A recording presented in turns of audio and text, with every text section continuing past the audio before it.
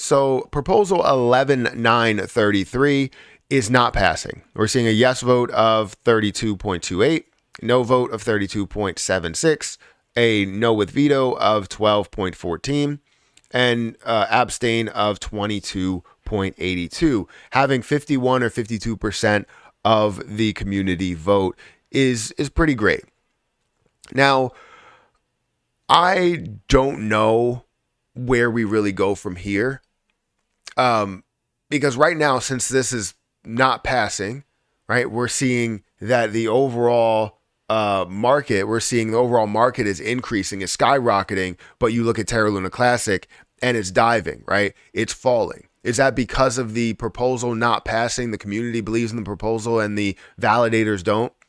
This is the type of narrative that you would see that would come from the other side, honestly. As it was, or as things were running, it was like, oh, well, now that the proposal's not passing, the price of Terra Luna Classic is running. Well, we could go to the other side. We could literally play devil's advocate here and say, okay, the proposal's not passing. Terra Luna Classic is the only thing not running.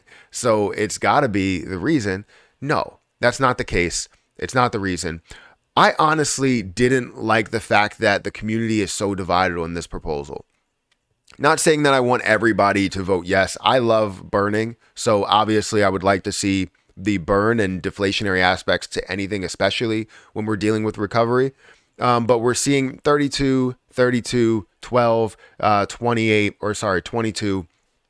So the community is completely divided. It doesn't feel good when you have the community vote yes or no on this. When you are solidly a no, it can't feel good to know that a lot of the community believes that we should have the burn tax, and it still ends up passing or still ends up like not passing, right?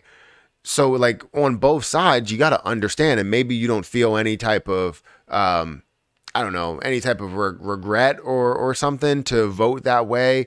It just feels like the community is completely divided on this proposal, as well as, not having the proposal. You know what I mean? Like it feels bad either way. If it doesn't pass, it's still showing that the community is divided. If it does pass, it definitely shows that the community is divided. But things get done if it does pass, even though the community is divided. Things don't get done if it doesn't pass, even though the community is divided. You know what I mean? Like it's not something that we can take home and be like, yeah, the community is solidly a no. The community is solidly a yes. It just doesn't feel right.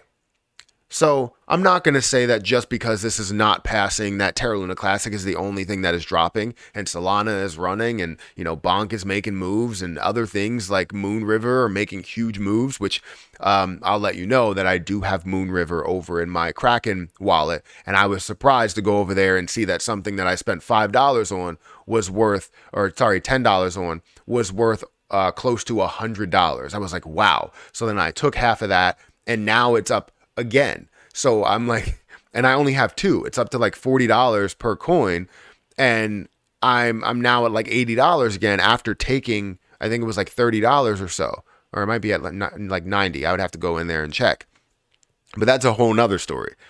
But this proposal, we failed as a community. I'm not saying that just one side failed, right? Like we overall, we failed.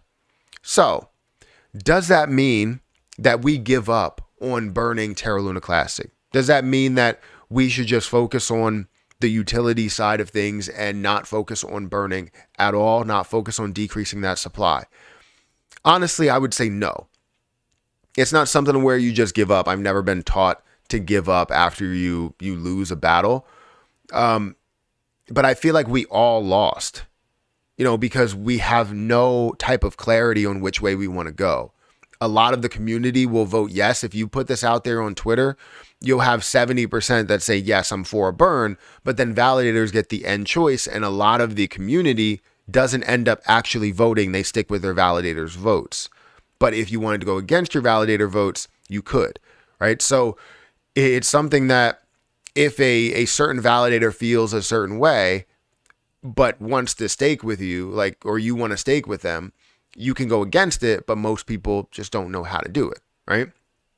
That's why I get a lot of questions like, how do you vote? Where do I even go? and they went into Terra Station and they were able to put their money in Terra Station. They just don't know how to vote on different proposals. So it's up to the validators to do so. And that's why you see, even some validators just don't want to vote because they really don't know which side it's going to go. And the community is completely divided. So honestly, no way is the right way.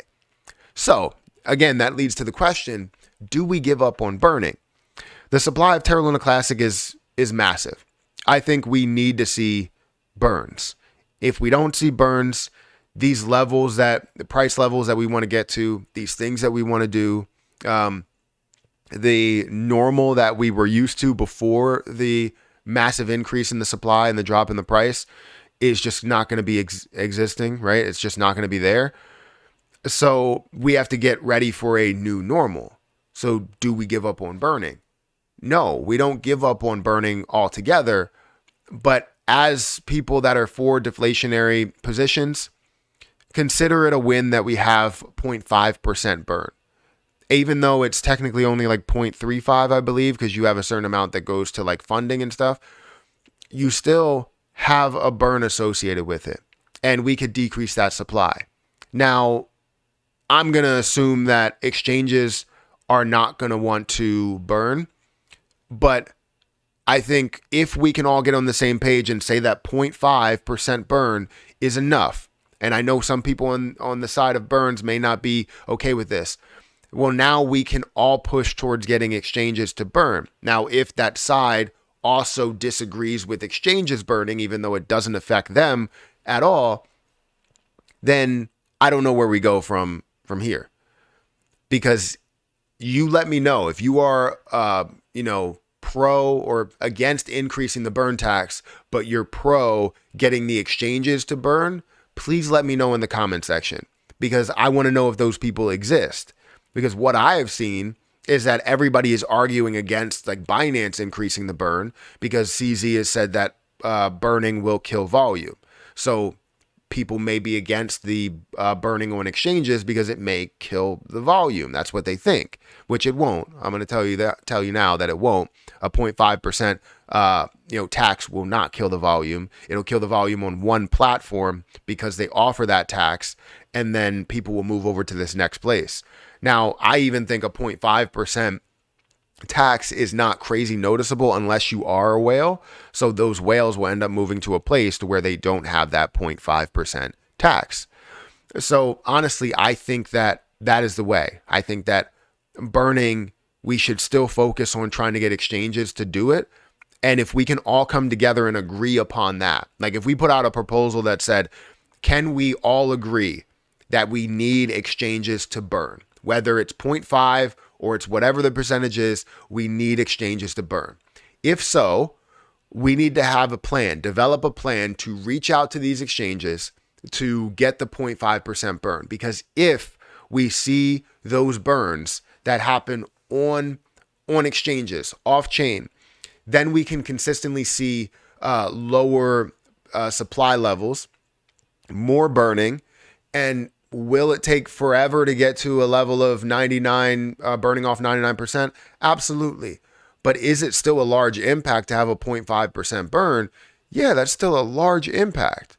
It's not going to be, what 1% or 1.2% could do, but it still is going to have an impact. And if we have enough volume, like billions upon billions of dollars, just like I said, instead of 88 days, you're kind of cutting that in half and saying that it still could happen within a year if we see that level of burning.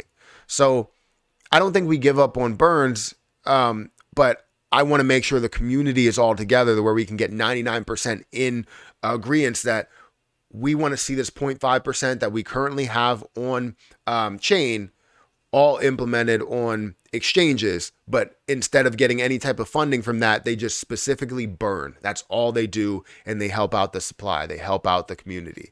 That's really where I stand. I don't give up on burning.